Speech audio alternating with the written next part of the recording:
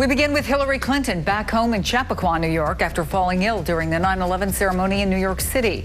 She did leave that ceremony early, around 9:30 this morning, after feeling overheated, in the words of her campaign. New video this afternoon shows Clinton clearly unstable as she was being helped into her vehicle. She was then driven to her daughter's nearby apartment, and a few hours later, she left Chelsea's on her own accord, smiling and waving. How are you feeling, Secretary Clinton? Are you feeling better? Yes, thank you very much. Thanks, everybody. NBC's Morgan Radford is near Clinton's home in Chappaqua, New York. Morgan, what's the latest there?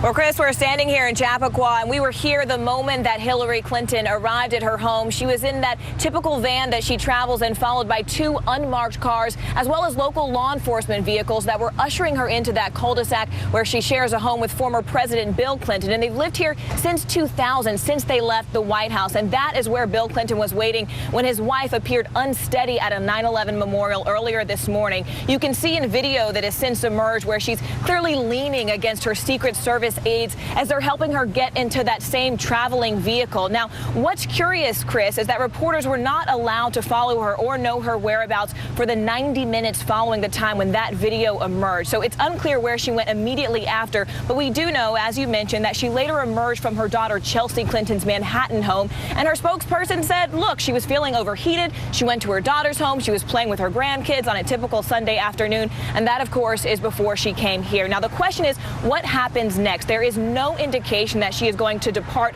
from her current schedule. She's scheduled to be in San Francisco tomorrow morning, and then she has a fundraiser tomorrow evening in San Francisco, and then Tuesday she has not one but two fundraisers in Los Angeles. But in the meantime, she'll be here at her home in Chappaqua. Chris. NBC's Morgan Radford, thanks for that update. Let me bring in Hallie Jackson now. Hallie, Donald Trump was also at that 9/11 ceremony. Any reaction from him or his campaign at all today?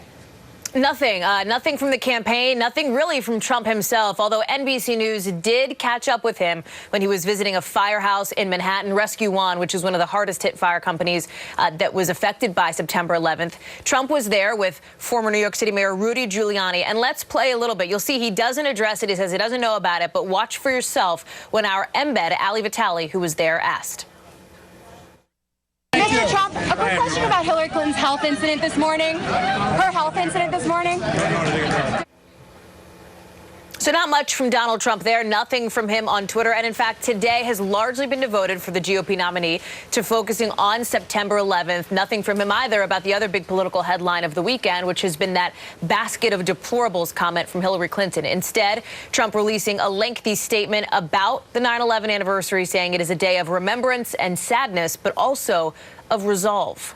Chris? A very different Donald Trump that a lot of people wondered if that person existed. Somebody who let the 9/11 anniversary stand on its own, only released that statement, didn't take an opportunity today. Not to say that he won't take an opportunity tomorrow.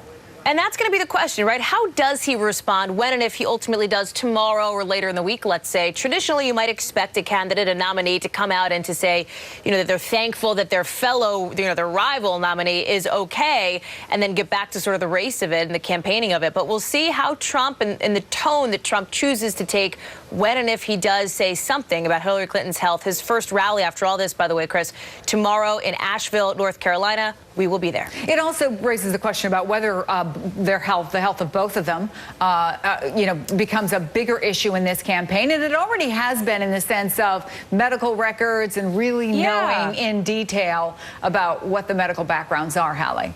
And ultimately of disclosure of how much each candidate is telling us. To be clear, we do know more about Hillary Clinton's health than Donald Trump. She has put out, I think, a 4 or 5 page letter from her physician. Donald Trump has put out 4 paragraphs from his physician about this, not mentioning, for example, his medications, his family history, etc. So Trump has disclosed less about his health, but still, for both of these candidates, it's less information than we have known about nominees in past cycles. It is indeed. Hallie Jackson, thank you very much. And joining me now is Dr. Debbie Nampier-Rampol, Associate Professor at the NYU School of Medicine, or as we have always known you, just Dr. Debbie. Thank you. So they basically said she was overheated. What you see, and that's really all we know, is what they've said and what we see on that tape. Is it consistent? It is consistent. I mean, there are other possibilities. From that video, I can't tell if she's near fainting or anything like that. I mean, it looks like she could even have just lost her balance just with her knee buckling or something. So it's not clear from that. I mean, if someone is near fainting or perhaps unsteady from that, the things that you worry about is that they're not getting enough blood flow to their brain, not enough oxygen to the brain. So that could be from simple things, ordinary things like it's hot, it's humid. Standing in You're getting a dehydrated. place for an hour and a half. Exactly, with a lot of people ceremony. approaching you. Exactly. So sometimes when people feel a lot of pressure or anxiety, they breathe more quickly, they hyperventilate a little bit, and that can cause the same symptoms. And then the same things that most of us go through, maybe we forgot to have breakfast, we haven't gotten enough sleep, all of these factors can come into play. But then on the other hand, you know, you always worry or think about the worst case scenario. Just as a physician, those are the things that you want to watch out for, right? She doesn't travel with a doctor, but there's a lot of training that goes into being a Secret Service agent. Sure. They obviously made a decision. Hillary Clinton, the campaign, Secret Service, didn't go to the doctors, didn't go to a hospital, went to her daughters and came out, and here we see her a couple of hours later looking fine, looking like Hillary Clinton, waving, talking to that little girl. Is that another indicator that it may well have been what they said it was? I think so. I mean, she looks pretty healthy. She looks very comfortable. She looks like her usual self saying hello to the little girl, right? I personally, as a physician, would have recommended just getting checked out. Of course, you know, if there is any possibility that you might be fainting, you worry about just cardiac causes, which can happen to anybody. For someone who's on blood thinners, you might think about, could they possibly be bleeding and have a little low blood count? So I'm not saying those are things that are happening, but it's just things that you think about. But you look at a person's medical history and say, so Exactly. maybe she gets checked out. But in a case like this, when any of us on a day like today or yesterday, which to me felt even worse in New York City, Sure. you could be overheated, get into a cool place, rest and hydrate. Exactly. Have something to eat and then feel much better. Dr. Devi, thank you so much for coming in. It's good Nice to see to see you. And time for a quick break, but when we come back, America Remembers.